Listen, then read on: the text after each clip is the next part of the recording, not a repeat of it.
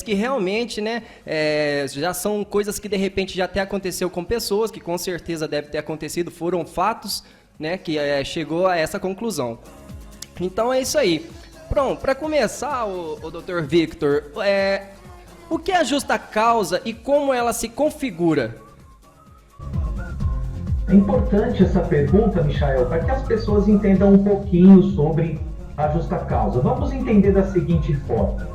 Todo um contrato de trabalho, ele é desenvolvido através de obrigações e deveres, tanto do trabalhador quanto do patrão, que é a empresa.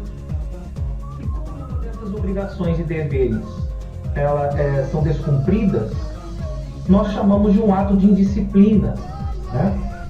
E dessa forma, um descumprimento contratual. Somado a isso, nós temos os artigos 482 e 483 da CLT, que nos aponta várias situações em que pode ser enquadrado um ato de disciplina e, nesse sentido, a justa causa, tá bom? O 482 é a justa causa por causa dos empregados, ou seja, aqueles trabalhadores que cometem um ato de indisciplina grave, e o 483 para os empregadores, ou seja, os patrões também podem responder por justa causa se eles tomarem medidas exageradas, graves contra os trabalhadores. Vou dar alguns exemplos aqui de justa causa para que os ouvintes possam entender melhor.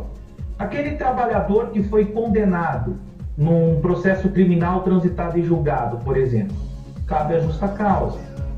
Aquele trabalhador que violou um segredo da empresa, ou seja, tinha uma determinada cláusula no contrato que era sigilosa e ele deu publicidade a essa informação, também.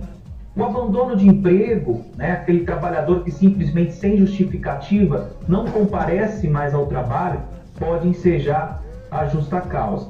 Embora eu estou tentando simplificar ao máximo, não é algo tão simples de se aplicar a justa causa. Ela deve ser a última medida administrativa da empresa, não deve ser uma regra.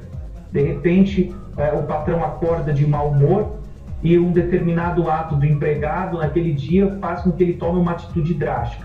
Não é assim, tá bom? A justa causa deve obedecer a alguns requisitos. Por exemplo, o patrão ele deve tomar como a decisão de justa causa de maneira imediata. Quando aquele trabalhador cometeu um ato grave, ele deve imediatamente aplicar a justa causa.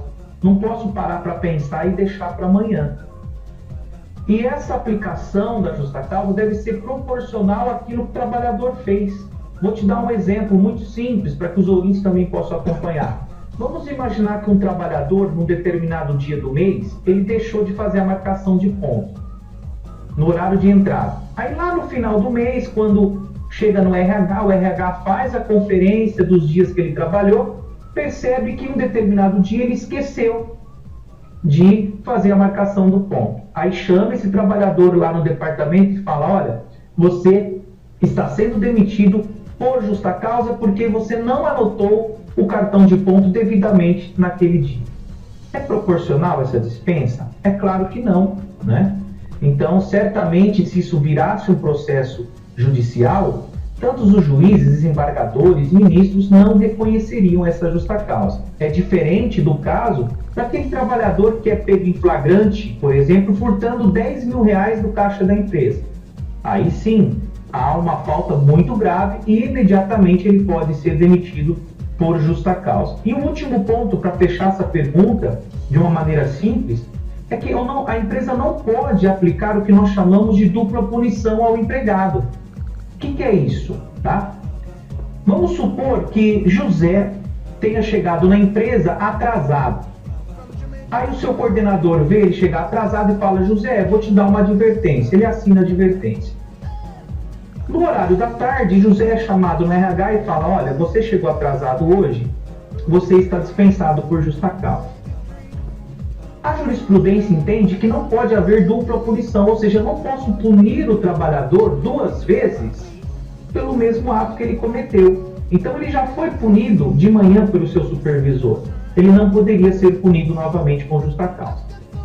É um instrumento importante do direito do trabalho, mas que requer aí um cuidado especial tanto da parte da empresa, quando entende que o empregado deve ser demitido por justa causa, e o cuidado também do trabalhador quando entende que a empresa cometeu com ele um ato de indisciplina e ele também poderia pedir a chamada rescisão indireta. O empregado que não tomar a vacina, ele pode ser demitido por justa causa? Essa é a grande pergunta, né? E a grande discussão nesse período de pandemia. É óbvio que essa discussão ela era até mais controvertida na época em que nós tínhamos poucas vacinas. Estávamos começando o processo de vacinação. Ocorre que agora nós temos bastante vacina, graças a Deus, muitas pessoas aí se vacinando, né? Mas é uma discussão ainda muito difícil de chegar a uma definição concreta. Nós tivemos recentemente uma decisão no Tribunal Regional do Trabalho da 2ª Região de São Paulo, que reconheceu a justa causa de uma auxiliar de limpeza de hospital. Naquela oportunidade, entenderam os julgadores que o fato dela recusar a vacina seria um ato de indisciplina e caberia justa causa. Tudo começou, Michael, lá em 17 de dezembro de 2020, quando o Supremo Tribunal Federal julgou a ação direta de inconstitucionalidade 6586 e tratou da obrigatoriedade da pessoa se vacinar. Agora, o que nós temos que separar é que naquela oportunidade o STF diz, olha, todos devem tomar a vacina. Outra coisa é a empresa obrigar os funcionários, né, os empregados, a tomar a vacina. Então, nesse caso, o Ministério Público do Trabalho também se manifestou, alguns cuidados devem ser tomados. Não é recomendável que a empresa faça uma pesquisa, por exemplo, olha, quem tomou vacina e quem não tomou, e quem não vai tomar.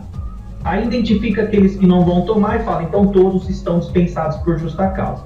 Isso não procede, isso é ilegal. Contudo, a empresa deve, primeiro, se fundamentar em documentos. Quais documentos, Vitor? Nós temos o programa de controle de saúde médica ocupacional, que é o PCMSO.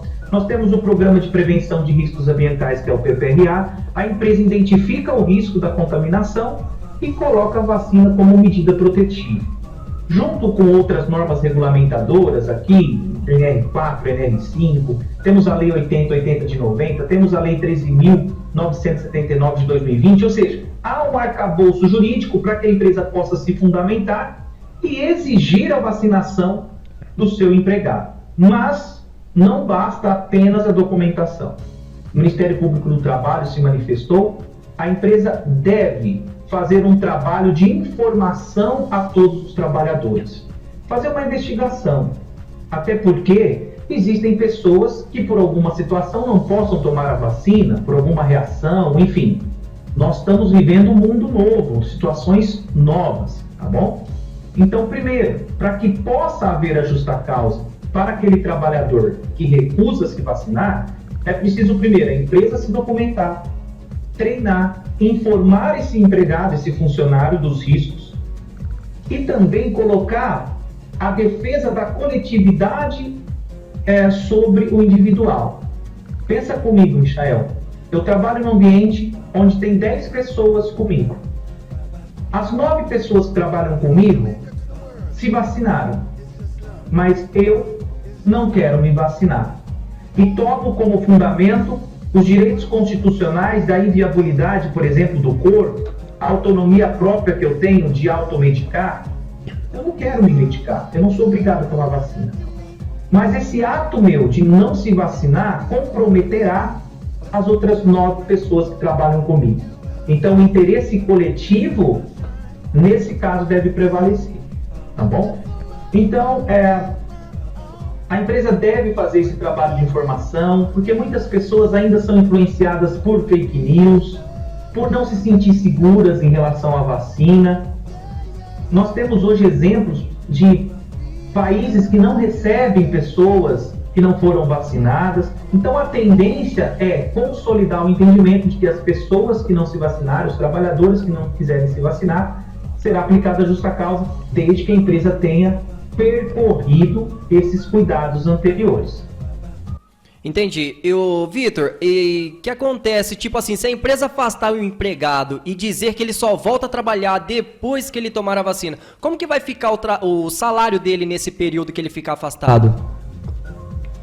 Ótima pergunta, Michael. Essa é um ponto importante, né? O funcionário que não quer tomar a vacina, a empresa pode afastar? Pode. Inclusive, esse afastamento tem previsão em lei num período máximo de 30 dias ininterruptos. Essa suspensão pode vir em caráter punitivo, né? Como há uma suspensão do contrato de trabalho, não vai haver o pagamento do salário, ele vai ficar sem receber. Agora, a grande dúvida é, a lei só permite o afastamento em até 30 dias ininterruptos. E se chegar no 30º dia, esse funcionário falar assim, eu continuo com a mesma posição, eu não quero tomar a vacina. No meu modo de entender, e também da professora Wólia Bonfim, que é uma grande jurista, que eu gosto muito de compartilhar as ideias dela, se o trabalhador novamente se negar a vacina após esse período de suspensão, ele estaria cometendo um novo ato indisciplinar. A empresa poderia suspendê-lo novamente ou, a depender do caso, aplicar o que nós chamamos de exídio, que é uma sequência de atos indisciplinares que o trabalhador comete, e aí sim a empresa poderia demiti-lo por justa causa. Entendi. O Dr. Victor, e também o trabalhador ele pode entrar na justiça requerendo a justa do empregador devido à empresa não tomar ações concretas de vacinação dos seus empregados? Com certeza, Michael. Assim como o patrão, a empresa, tem direito de demitir depois de feito todas as medidas que nós falamos aqui, de demitir o empregado por justa causa, o trabalhador também pode procurar a Justiça do Trabalho e requerer o que nós chamamos de rescisão indireta. Por exemplo, determinada empresa diz que a vacina é ineficaz, que ninguém deve se vacinar, que tudo isso não serve para nada, faz uma gestão totalmente voltada contra a vacina. O trabalhador que se sente lesado em relação a isso e se coloca ao risco de ser contaminado por essas atitudes empresariais, não só pode, como deve buscar a Justiça do Trabalho e requerer rescisão indireta. Neste caso, nessa rescisão, o trabalhador receberia todas as verbas rescisórias do contrato de trabalho como se ele tivesse sido demitido.